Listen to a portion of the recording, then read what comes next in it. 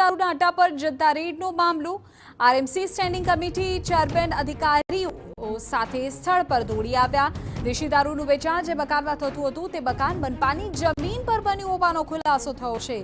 ગેરકાયદે મકાન પર હવે મહાનગરપાલિકા બુલડોઝર ફેરવશે।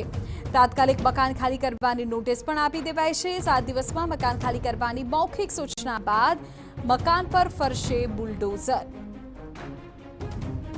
આપણે નિર્ણય લઈ લઈએ છીએ એટલે હું મારા સંબંધિત અધિકારી કોર્પોરેશનના ટીમને લઈને ત્યાં સ્થળ ઉપર ગયો।